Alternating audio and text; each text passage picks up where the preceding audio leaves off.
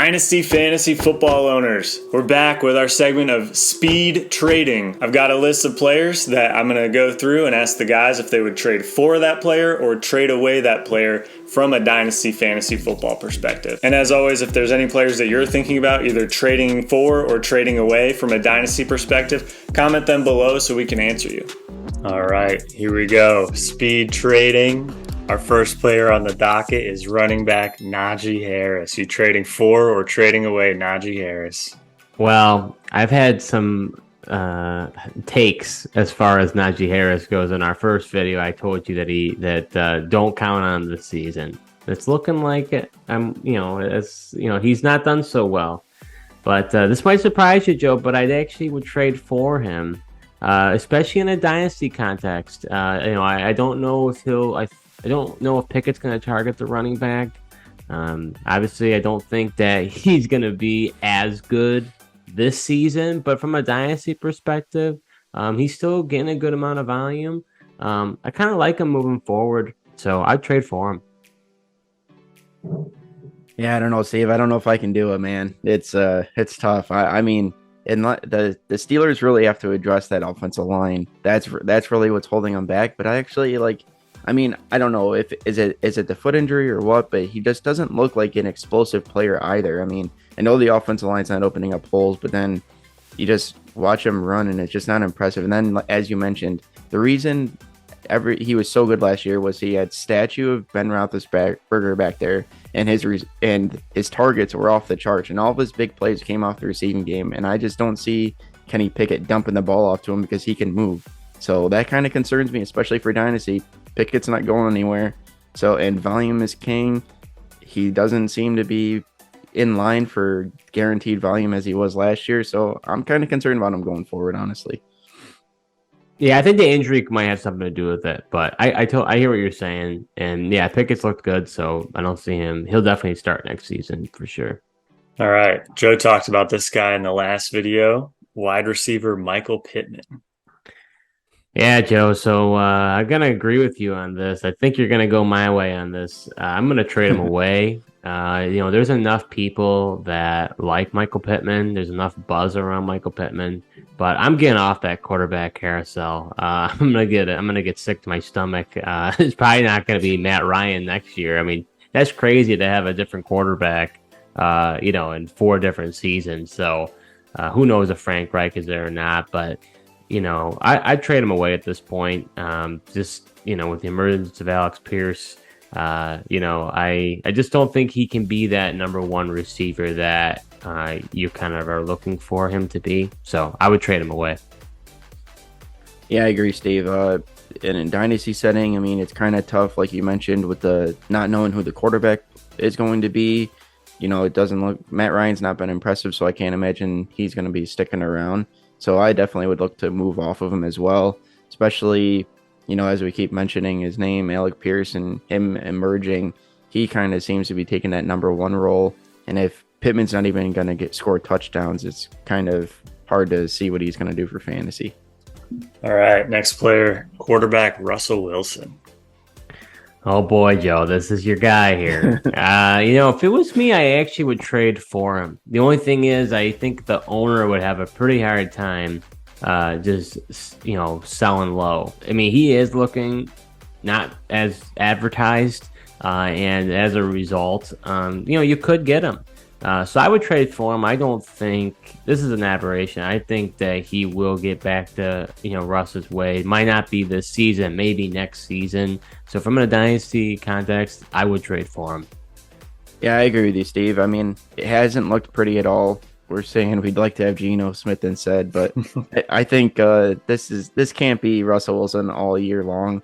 And I think they figure something out. And right now is like you said, perfect opportunity. If the Russell Wilson owner is panicking, lost all belief in him, it could be a good time to buy low on him. I can't imagine it getting any worse than this. To me, it really can only get better from here. I mean, do you think the injury is a concern? I think the injury is a concern, but he's practicing.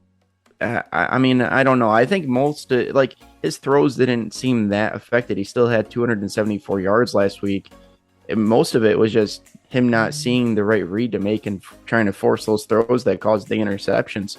So I don't know. I think it's just a matter of him getting comfortable with Hackett's system and then them somehow being able to merge the two systems that they have better, and maybe he gets it between the ears. I think that's kind of been the part he's missing versus the torn lad at the moment. Or if Hackett's there, according to Rex Ryan. Jeez, don't trust Rex Ryan, please. The guy just, I don't know how reliable he is. Hackett's not. I don't see Hackett going anywhere because I mean that would mean George Payton admitting that he made a mistake at his first hire, and his first hire is a fail already. It's just not fair. All right, next player, wide receiver Brandon Aiyuk. I'm going to trade him away. I have not been high on him from the get-go. I think others have. I did think that Trey Lance and him, had some sort of rapport, but obviously he got injured, and now he's got to come back from that injury. The only thing is, though, what do you get for him? That's the only thing. Are you selling low on the guy? I would wait till he has a breakout week and then trade him away. So maybe my answer should be revised to hold, and once he has a really good week, trade him away. Yeah, man, he's a really tough player. I mean, he's super talented, but then is he kind of tough to say. I mean, is he the third target behind Samuel and Kittle? Well, Kittle's not even getting targeted either. The problem is that offense isn't high powered enough. Yeah, I think I think it's like you. I don't know if I'd be, like you said, I don't know what you could get for Aiyuk. I might hold, or I mean, if you believe in him, it could be a good time to buy low. Like you said, with Lance coming back next year, maybe that gets better. I mean, maybe Jimmy G's holding him back a little bit, and the offense is more dynamic once Lance figures this out and comes back next year. So I think I agree with your hold, just to kind of wait and see how things happen. All right, next player, running back Saquon Barkley. All right, this is going to be controversial. But I think if it's me, I'm feeling out offers, and I'm thinking about trading him away. I'd cash in, exactly. I mean, I recognize that he has been electric this season. He is officially back. I thought that he could be, especially with Brian Daboll coming over as the head coach. But, he's still a free agent. I think he's going to get paid by them. But, he's had injury, it's a history, and that he could get injured, and then we're dealing with that again. He is just so high. People are so high on him. He's probably the number one running back right now, as far as target is concerned in fantasy. I think you could get, maybe Najee Harris and then like picks and stuff on top of it. I don't know, so depending on the owner. So I think you could cash in big time.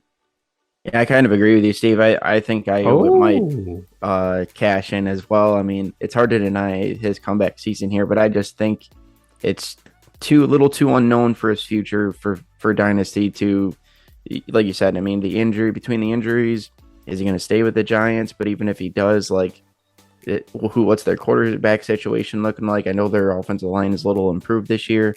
So, I mean, if you can cash in, like you said, get some picks and a young running back as well, I definitely would do it.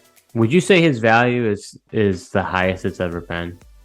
Yeah, other than that, what was his rookie year, sophomore year? I mean, yeah, it's definitely as high as it was then. I feel like, I mean, he definitely looks back. I mean, you're seeing the explosive runs. He had 2 of them against the Packers.